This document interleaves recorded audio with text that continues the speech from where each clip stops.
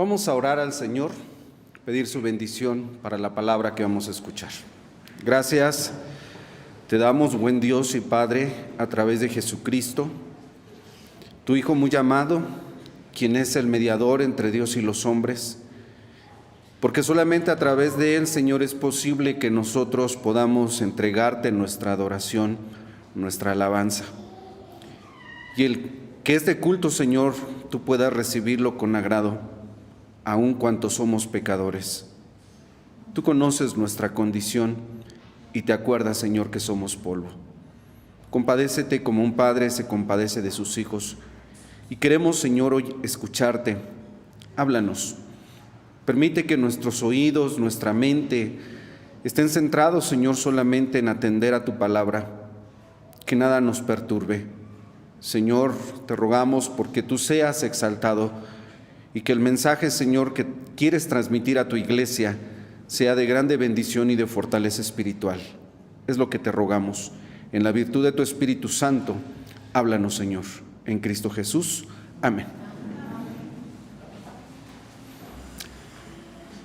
Quiero pedirles, hermanos, que me sigan en lo que voy a narrar con la ayuda de Dios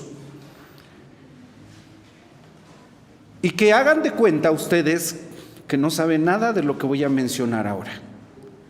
Transformen las palabras en imágenes en su mente y quiero que me acompañen a la siguiente narración. Hay un hombre de 30 años de edad aproximadamente. Es un joven, demasiado joven, en medio del pueblo de Israel. Se sabe que es de Galilea. Su madre se llama María. Su padre tiene un taller de carpintería y él mismo ha aprendido el oficio. También se le conoce como el carpintero. Él tiene 4 hermanos, o medios hermanos, mejor dicho. Sus nombres son Jacobo, José, Judas y Simón, aunque también tiene unas hermanas. Este hombre de quien estoy hablando, este joven, se ha levantado como maestro en medio de Israel, pero la gente no sabe bien quién fue su instructor. No se sabe a los pies de qué maestro estudió para saber todas las cosas que sabe. La gente tiene preguntas al respecto de él, porque al oírlo predicar y al escucharlo enseñar, la gente llega a una conclusión, y la conclusión es que enseña con autoridad, que lo hace con autoridad y no como los escribas y fariseos a quienes están acostumbrados a escuchar. Eso es lo que la gente se pregunta: ¿de dónde tiene esta sabiduría? ¿De dónde aprendió tantas cosas? La gente tiene ciertas inquietudes e inclusive están desconcertados, porque ha causado una gran revolución todo lo que este hombre sabe, este hombre de 30 años de edad. Se dedica ahora a 3 cosas básicamente. Él ya dejó el taller de la carpintería de su padre. Ya no trabaja más con sus hermanos y ahora, según San Mateo 4:23, dice que él anda predicando, él anda por todas partes enseñando en las sinagogas. Es una nueva actividad, ahora se dedica a esto, a enseñar en las sinagogas. San Mateo 4:23. Predica el evangelio del reino de los cielos y algo sorprendente y maravilloso es que se dedica a sanar toda enfermedad y dolencia. Esto dice el evangelio de Mateo 4:23. Son sus nuevas actividades: enseñar, predicar y sanar enfermedades. Obviamente le sigue mucha gente, muchas personas de diferentes aldeas, de diferentes pueblos, y le traen toda clase de enfermos: paralíticos, ciegos, cojos, mudos. Inclusive también dice el mismo evangelio de Mateo 4 que le traen endemoniados y lunáticos. Y lo más sorprendente es que dice que todos son sanados. O sea, no hay ninguna excepción. No ha fallado en ninguna sanidad. Todos, dice el Evangelio de Mateo, todos han sido sanados. Mateo 4:24 continúa diciendo que su fama corre por toda la Siria. Es decir, por las cosas que hace, las cosas que enseña, las cosas que predica, su fama está trascendiendo. Es un joven de 30 años de edad, un varón de 30 años de edad. Le siguen 12 hombres, algunos de su edad y otros de mayor edad que él, a quienes ha hecho sus discípulos y a quienes les ha asegurado diciendo: yo los voy a convertir en pescadores de hombres. Uno de sus sermones más conocidos se conoce y es llamado el Sermón del Monte. En ese sermón refleja una sabiduría celestial. Es un sermón largo y así se le conoce como el Sermón del Monte. En ese sermón, él ha dicho quiénes son las personas más bienaventuradas. Ha enfatizado quiénes son realmente dichosos y felices y los resume en 3 grupos diciendo que a esos les pertenece el reino de los cielos. También dice que aquellos verán a Dios y serán llamados hijos de Dios. Les ha enseñado a todos sus oyentes a amar a sus enemigos, diciéndoles: porque si ustedes aman solamente a los que les aman, ¿qué cosas hacéis de más? ¿No hacen también así los gentiles y los hipócritas? Él ha enseñado a los enemigos.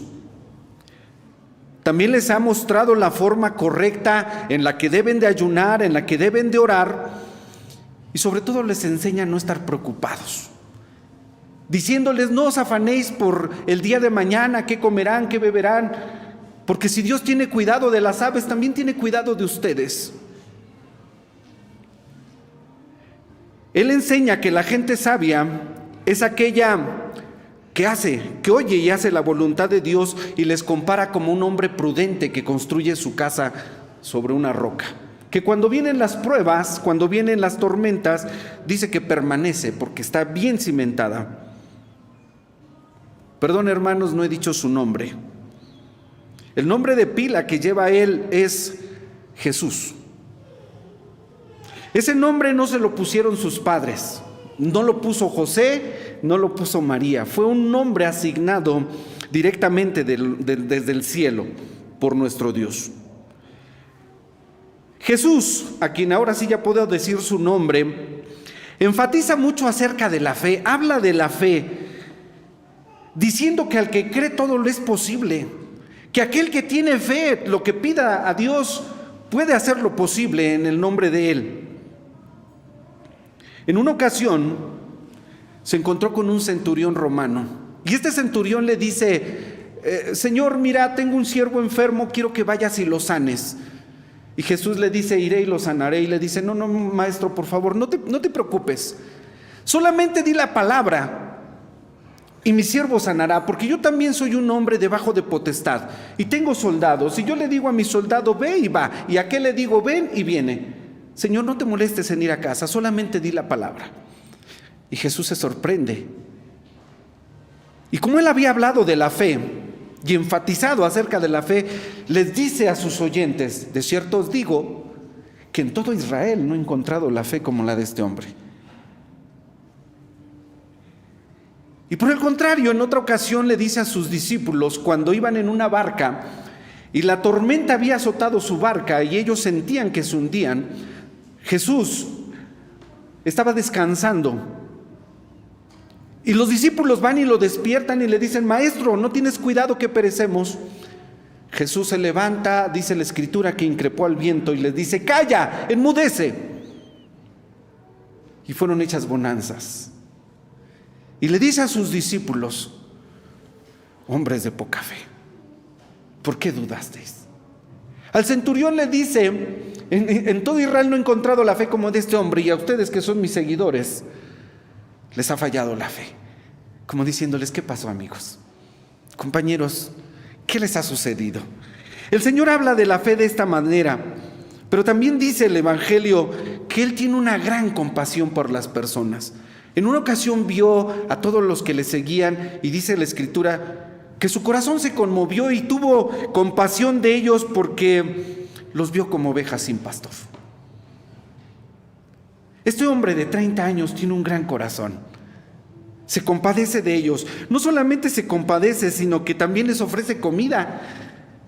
En una ocasión, la multitud que le seguía, como 4,000 personas, tenían hambre porque llevaban días siguiéndolo. Y entonces lo que hace el Señor Jesús, le dice a sus discípulos, vamos a darles de comer. Y los apóstoles, o sus discípulos, ese grupo de los 12, le dice, Señor, pero ¿cómo le vamos a dar de comer a tanta gente? Usted dele de comer a 20 personas, a 30. Él tenía que darle de comer a 4,000, con unos cuantos panes y unos pececillos. Manda que se recuesten en el monte, en el valle donde se encontraban, da gracias a Dios y dice, repartan el alimento. Comen como 4,000 personas y todavía sobra alimento. Sin lugar a dudas estamos hablando de un hombre completamente distinto. Predica, enseña, sana, se compadece, da de comer, cuida, acompaña. Él les dice a sus seguidores que si están dispuestos a seguirlo y a llevar su carga y su yugo, ellos van a encontrar descanso para sus almas. O sea que no era todo lo que ofrecía Jesús, sino que todavía les dice, ustedes si deciden seguirme, tomar mi yugo y llevar mi carga es ligera, ustedes hallarán descanso para sus almas. Con todo lo que he dicho de Jesús, hasta este momento, la gente tiene otra incógnita, la gente se pregunta otra cosa. Se rascan la cabeza y dicen, ¿quién es este? ¿Quién es? Inclusive los apóstoles, esos varones, cuando él increpó el viento, cuando los reprendió y les dijo, hombres de poca fe, ellos mismos decían, sujetando su barba, ¿quién es este? Que aún el viento y la mar le obedecen. ¿Quién es? Y esa es la pregunta, ¿quién es? La gente se cuestiona, ¿quién es este? ¿De dónde tiene esta sabiduría? Y los apóstoles dicen, ¿quién es que aún el viento y el mar le obedecen? No estamos hablando de un hombre común y corriente. Y entonces dice Mateo en el capítulo 16 que nosotros leímos, que cuando ellos regresaban con sus apóstoles y sus acompañantes de Cesarea de Filipo, Jesús les pregunta, ahora sí, llega el momento en el que Jesús le pregunta a los 12, en intimidad, ¿quién dicen las gentes que soy? ¿Quién dicen los hombres que es el Hijo del Hombre? Llegó un momento en cuando tenía que preguntar, bueno, ¿y qué se dice de mí? El Señor obviamente sabe todas las cosas, sabe que la gente preguntaba, ¿quién es este? Y los mismos que estaban allí sentados, esos 12, se habían preguntado muchas veces, ¿quién es este? ¿Quién es? ¿De quién se trata? ¿De quién estamos hablando? Sorprendente, los ciegos de nacimiento recobran la vista, los paralíticos ahora salen brincando y glorificando a Dios, los leprosos son sanados. ¡Wow! ¿Quién es este? Y Jesús sabía todas esas cosas. Y ahora les pregunta, ¿quién dicen los hombres que es el Hijo del Hombre? Y vienen las respuestas. La respuesta refleja la confusión que tenían las personas acerca de Jesús. Vean cuáles fueron las respuestas que ellos dijeron. Creo que estamos en el Evangelio. Ahí síganme, por favor. Las respuestas fueron, Señor, unos dicen que eres Juan el Bautizador, Juan el Bautista. Unos dicen que eres Juan. Juan había sido decapitado e inclusive algunos pensaron que había resucitado Juan el Bautista o el Bautizador. Y por esa razón, ahora hacía milagros, Las señales que hacía este hombre de 30 años de edad, dicen, es Juan el Bautista. Sin lugar a dudas ha resucitado y por eso tiene este poder y por eso hace estas cosas. La gente concluía que era Juan el Bautista. La respuesta que dan los apóstoles dice que otros pensaban que era Elías. Le dijeron, Señor, unos dicen que eres Juan, otros dicen que eres Elías. Porque las cosas que tú haces, obviamente esto no dice el Evangelio, yo estoy ampliando el comentario, Señor, porque las cosas que tú haces son señales que solamente Elías podía hacer. Y entonces la gente piensa que tú eres Elías.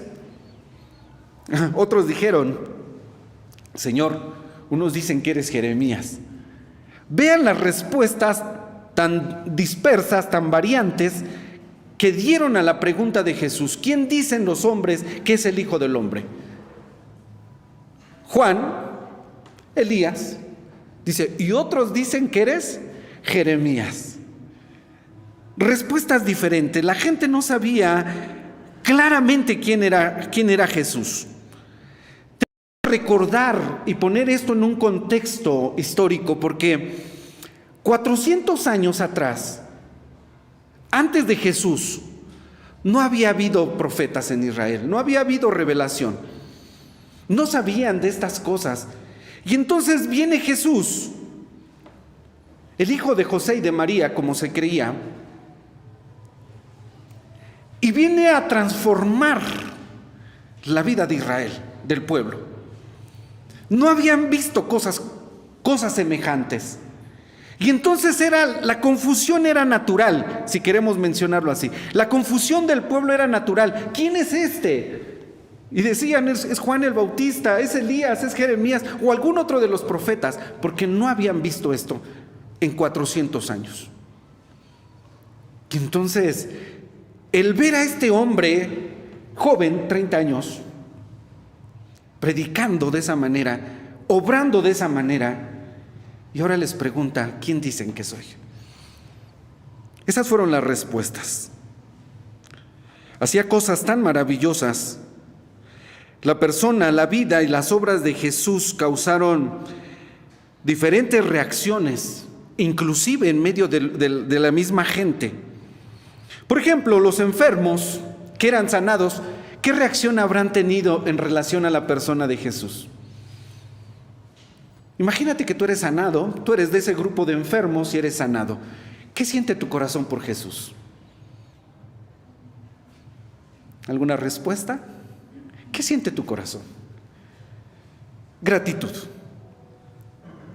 Y si tú fueras un caso, si tu vida hubiese sido un caso de endemoniado o de lunático, y después de haber pasado por esa experiencia, ahora ¿qué sientes? Que Jesús te sanó, que Jesús te liberó. ¿Qué siente tu corazón? Paz. Un solaz que no se conoce después de haber sido atormentado por un demonio o por muchos demonios. Porque hay un endemoniado, el gadareno, de quien se dice que los demonios fueron sobre un hato de cerdos y era una legión, por lo menos 6,000 demonios en una sola persona. ¿Qué sentía ese endemoniado cuando fue liberado? Que le dice, Señor, te voy a seguir. Y Jesús le dice, espérate, no. Ve a tu casa y cuenta lo que el Señor ha hecho contigo. En los fariseos y en los escribas, que eran los líderes religiosos de Israel, la persona de Jesús causó envidia. Un celo terrible que los cegó a los dirigentes religiosos de Israel, a escribas y fariseos, a los sacerdotes. Lo único que causaba a la persona de Jesús era envidia, porque le seguían más a él que a los escribas y a los fariseos, a quienes eran los maestros de Israel. Él tenía muchísima más gente, más popularidad. Dice la Escritura, su fama crecía por toda la Siria, estaba trascendiendo los límites. Y de hecho, la vida de Jesús, sus obras, Sus milagros han trascendido no solamente en Israel, sino en todo el mundo. Por eso hoy nosotros podemos predicar en este continente, al otro lado del mundo, acerca de la persona de Jesús y seguir hablando de Él, quien vino a transformar la historia de la vida de los seres humanos. Pero esta es una cara de la moneda. La otra cara de la moneda de las respuestas a la pregunta de Jesús: ¿quién dicen los hombres que soy? Esas fueron las preguntas, vamos a llamarle nobles. Esa es una cara de la moneda. Había otras respuestas. ¿Quién dicen los hombres que es el Hijo del Hombre? ¿Saben qué decían de Él? San Marcos 3:21. San Marcos 3, esta es la otra cara de la moneda. Las señales que Jesús hacía, no siempre la gente causaba la misma impresión y las mismas emociones en todos los corazones. Por ejemplo, sus hermanos o sus medios hermanos, San Marcos 3:21 dice que pues el Señor llegó con la poquita gente que le seguía. Esto hacía prácticamente imposible que llegara Jesús a una casa con 4,000 personas. ¿Usted recibiría a su casa con 4,000, al Señor con 4,000 personas? Entonces, a donde andaba el Señor llegaba con una gran cantidad de personas. Ese día el Señor parece ser que llega a lo que era más o menos un lugar familiar, porque ahí se encuentran sus hermanos, y dice que llegaron a buscarlo, y dice San Marcos 3:21 que llegaron los suyos refiriéndose a sus medios hermanos. Esto lo confirma el versículo 31, San Marcos 3:21 y 31, cuando dice los suyos se refiere a sus hermanos o sus medios hermanos. Llegan y dice que querían tomarlo. ¿Por qué? 3:21, porque dijeron ellos: este está loco. Esa es la otra respuesta. ¿Qué dicen? ¿Quién dicen o qué dicen los hombres acerca del Hijo del Hombre? Sus medios hermanos decían: está fuera de sí, está loco, o sea, ¿qué hace con tanta gente haciendo todas estas cosas? La gente lo aclama, la gente lo adora, decían: este está loco. A eso se refiere cuando dice San Marcos 3:21, está fuera de sí. Esto es lo que decían de él: está loco. El siguiente versículo de Marcos 3:22 dice que algunos llegaron a otra conclusión acerca de la persona de Jesús. Confundidos aún más, llegan a pensar que Jesús está endemoniado.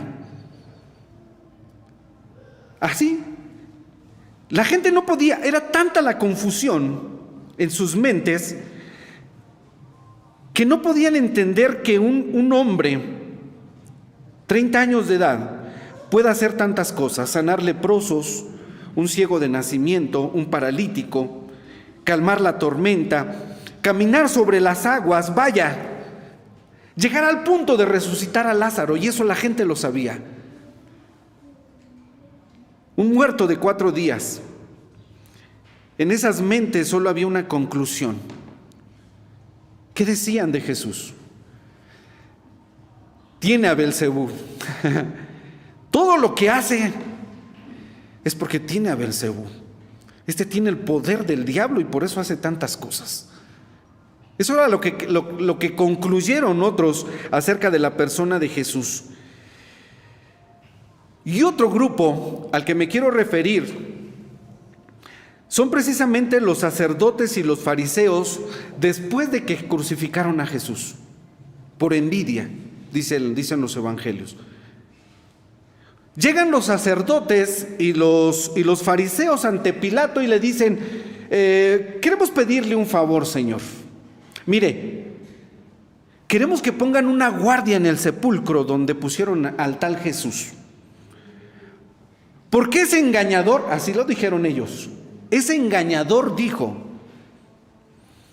que en 3 días iba a resucitar. Así que no vaya a ser que lleguen sus discípulos, saquen el cuerpo y al ratito nos lo den por resucitado. Eso era lo que dijeron, pero les llamaron engañador. Aún así, con sus hechos, con el hecho de ir a pedir esa guardia a Poncio Pilato, están aceptando implícitamente que Jesús iba a resucitar. Lo están aceptando. Y lo más maravilloso fue que Jesús hizo en este mundo, y para la gloria de Dios y para bendición nuestra, fue que después de 3 días que lo pusieron en el sepulcro, el primer día de la semana, dicen los evangelios, la tumba está vacía. Jesús está resucitado. Había hecho tantas cosas que la misma muerte y el sepulcro no podían detenerlo. Era imposible.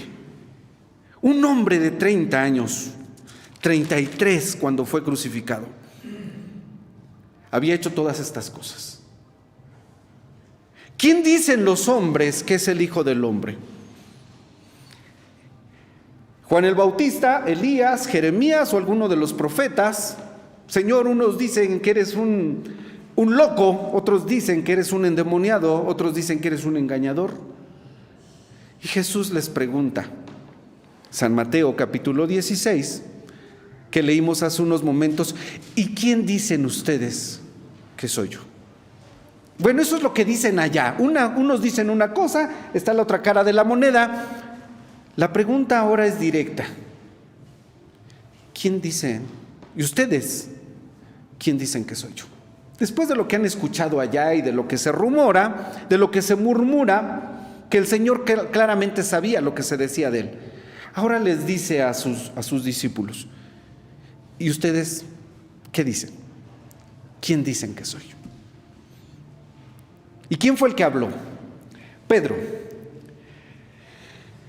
Le dice al Señor, respondiendo de esta manera, tú eres el Cristo, el Hijo del Dios viviente, tú eres el Cristo. Y el Señor le dice, bien Pedro, esto que acabas de decir no fue de ti, te lo reveló el Padre. Dice 1 Corintios 12:3 que nadie puede llamar a Jesús Señor si no es por el Espíritu Santo. Nadie puede decir, tú eres mi Señor. Nadie puede decir, tú eres el Cristo, el Hijo del Dios viviente. Nadie puede decir, tú eres el Salvador de los elegidos. Nadie puede decir eso si no es que el Espíritu Santo y el Padre se lo revela. Por eso es que dice Pablo a los Romanos 10:9 que cuando nosotros confesamos a Jesús con nuestra boca, pero creyendo en nuestro corazón que Dios le levantó de los muertos, nosotros somos salvos. Gloria al Señor. Porque eso no te lo revela al hombre, no lo revela carne y sangre, dijo el Señor Jesús. Es el Padre directamente quien revela tu corazón. Cuando tú puedes levantarte y decir, Jesús es el Señor, Él es el Cristo, el Hijo del Dios viviente, Él es el Salvador. Cuando nosotros decimos eso y reconocemos eso, viene directamente del cielo. ¿Quién era realmente Jesús? Hoy nosotros tenemos el Evangelio, tenemos la palabra, tenemos la revelación, todo lo que Dios quiso decirnos en este libro santo. Y Colosenses 1:15 al 20 dicen lo siguiente acerca de la persona de Jesucristo. Si no lo quieren buscar, escúchenlo. Colosenses 1:15 dice que Él es la imagen del Dios invisible. Hoy podemos ampliar nuestra respuesta acerca de quién es Jesús. ¿Quién dicen los hombres que es el Hijo del Hombre? ¿Y vosotros quién decís que sois? Dice la Escritura, Colosenses 1:15, que Él es la imagen del Dios invisible, el primogénito de toda criatura. 16, el creador de todas las cosas visibles e invisibles. 17, Él es eterno antes de todas las cosas. 18, Él es la cabeza del cuerpo que es la iglesia. Él es el primogénito de los muertos. 1:19, Él es pleno porque en Él habita toda la plenitud de la divinidad. 1:20, Él es el pacificador porque por su sangre, la sangre de su cruz, nos reconcilió con Dios. Hebreos 1, versículos 2 al 5 dicen que Él es el heredero de todo. 1:3, Él es el resplandor de su gloria, de la gloria de Dios. 1:3 dice que es la misma imagen de la sustancia de Dios. 1:3 dice que Él es el sustentador con la palabra de su potencia. Él es quien ha purgado nuestros pecados. Él es quien está sentado a la diestra de Dios. 1:4 dice que Él es más excelente que los ángeles y tiene un nombre más excelente que ellos. Y Pablo dice en Filipenses 2:9-11 que Dios le dio un nombre que es sobre todo nombre, para que en el nombre de Jesús se doble toda rodilla de los que están en el cielo, en la tierra y aún debajo de la tierra, y toda lengua confiese que Jesús es el Señor, a la gloria de Dios Padre. Él es el Señor. Este es el hombre de quien les he hablado en este día. Unos decían una cosa de Él, otros decían otra. El Señor preguntó: ¿y ustedes quién dicen que soy? Yo te pregunto en este momento, querido hermano, querida hermana, ¿quién es Jesús para ti? ¿Quién es Jesús para ti? ¿Es un personaje histórico?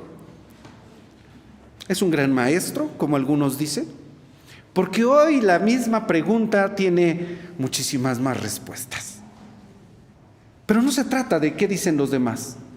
El pasaje de Mateo 16 nos dice que se trata de qué dices tú acerca de Jesús. ¿Quién es Jesús para ti? Respóndele. Y si puedes decir, con una confesión como la que hacían los soldados romanos cuando iban a ascender de grado, cuando eras un simple soldado del ejército de Roma, pero habías hecho algo y ahora ibas a ser ascendido, ellos tenían que presentarse delante del César, levantar su mano y decir: tú eres el Señor, yo soy tu siervo. Así los romanos eran ascendidos. Y de allí nosotros, de ahí en ese contexto cultural, hemos entendido que cuando alguien confiesa, eso es lo que Pablo enseña en las epístolas, específicamente Romanos 10, que cité hace un momento, cuando uno puede ponerse delante del Señor Jesús y decir: tú eres mi Señor, tú eres mi Salvador, tú eres el que moriste en la cruz del Calvario por mis pecados, tú eres mi Redentor, hoy yo soy tu siervo, heme aquí, Señor. Cuando tú confiesas eso, tienes salvación y tienes vida eterna. Porque todo aquel que en Él cree tiene vida eterna. Pero el que no ha confesado que Jesús es su Señor, todavía está en tinieblas y está en camino de muerte. ¿Quieres confesarle hoy? Esta es tu oportunidad. Si no lo has hecho, tienes que hacerlo. Porque el Señor Jesús dijo que todo aquel que le confesare delante de los hombres, Él le confesará delante de su Padre que está en los cielos. Pero aquel que le negare, también Él le negará. ¿Quieres confesar hoy al Señor Jesús en tu vida? ¿Quieres ponerte delante de Él? Porque hoy Él ha hablado a tu corazón, Él ha hablado a tu vida. Si tú puedes ponerte delante de Él y decirle en humildad: tú eres mi Señor, tú eres mi Salvador, yo soy tu siervo, soy tu sierva, Señor, aquí estoy. Ponte de pie, díselo al Señor. Vamos a orar. Padre, te damos muchas gracias, Señor del cielo y de la tierra, porque tú te has revelado a nosotros y hoy podemos decirte con todo nuestro corazón la respuesta más acertada, porque tú la has revelado a nuestra vida acerca de la persona de Jesús. Podemos decir que es nuestro Señor, que es nuestro Salvador, que es el que murió en la cruz del Calvario. Señor, no queremos tenerte solamente como un curandero, como un cajero automático que nos da las cosas que nosotros pedimos. No, Señor, lo más maravilloso es poder llamarte nuestro Salvador. Y Padre, en este momento Queremos como iglesia confesarlo, confesar que Jesús es el Señor, a la gloria de Dios Padre. Y nos humillamos, Señor, delante de ti en respuesta a esta hermosa revelación de saber, Señor, que tú eres nuestro Salvador. Padre eterno, en este momento, al entregar tu palabra en los corazones, queremos que tú la confirmes, Señor, que podamos buscarte cada día de nuestra vida en gratitud, sabiendo quién eres, Señor, en nuestra vida. Padre Santo, bendice a la iglesia y que podamos cada vez más proclamar este evangelio y muchos vengan al conocimiento de tu gracia, hasta que toda lengua, Señor, toda rodilla se doble delante de ti, en el cielo, en la tierra y aún debajo de la tierra, y que todos podamos confesar que Jesús es el Señor, a la gloria de Dios Padre, para honra y gloria tuya, Señor. Te bendecimos, te adoramos y te damos gracias por tu palabra, Señor, recibida en este momento. Que no vuelva vacía, Señor. Si alguno de mis hermanos en este momento, aquí en esta casa tuya, Señor, está confesando esta fe, Señor, recíbele como hijo, como hija. Que no se vaya, Señor, como hemos venido. Y que también a través de la transmisión, Señor, si alguien en sus hogares o posteriormente puede tener la fe, Señor, y creer, Padre Santo, derrama tu gracia y tu bendición sobre cada uno de tus hijos y tus hijas. En el nombre de Cristo Jesús, nuestro Señor, te lo imploramos. Amén. Que el Señor, hermanos, nos bendiga. Pueden tomar su lugar.